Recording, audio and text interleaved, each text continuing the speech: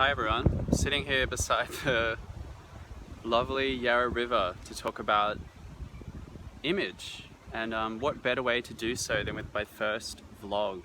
And this feels like quite ridiculous, but I thought it'd be appropriate.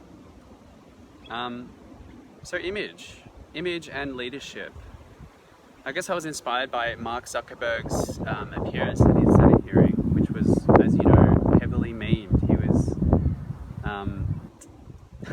lambasted for being robotic, looking almost alien, and for being sort of callous to the issues that seem to be under question.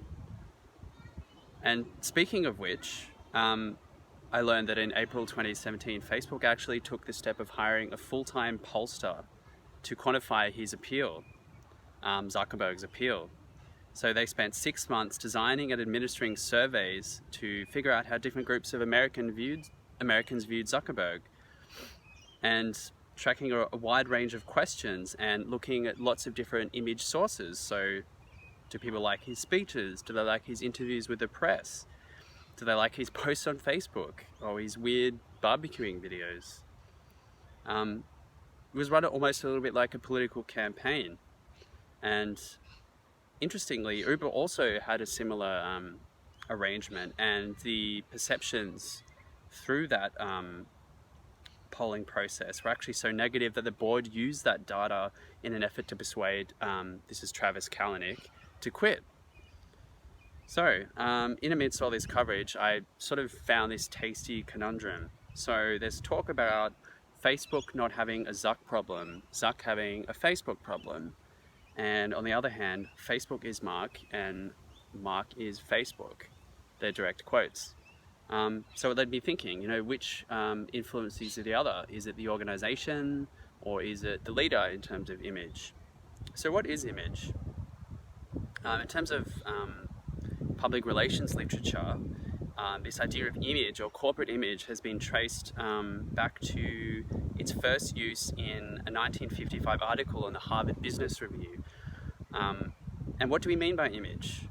So there's different opinions from different scholars. So some consider the image the personality or the company portrayed to the public. Some would argue that it's the personality of the individual themselves. In terms of whether you actually have control over that image, Conrad said that everything leaders say or do contributes to their persona. So the only choice they have is whether they create that image by chance or by design.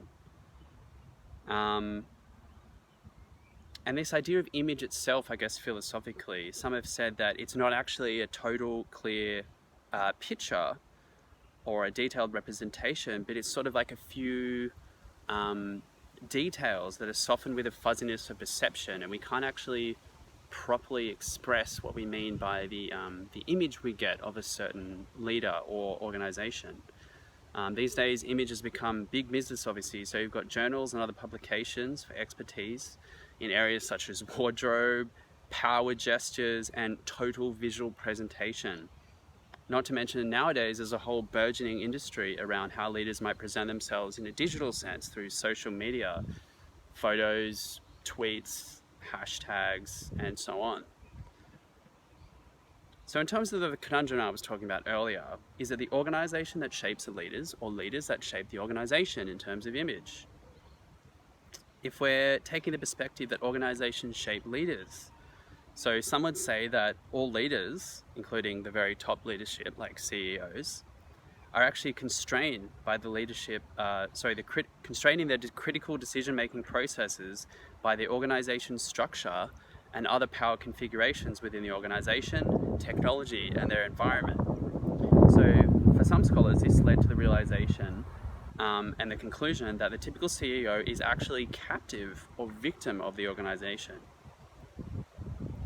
And going on this perspective, if we're to conclude that leadership can actually occur at any level of the organization, if that were the case, is it not the organization that actually creates the image, right?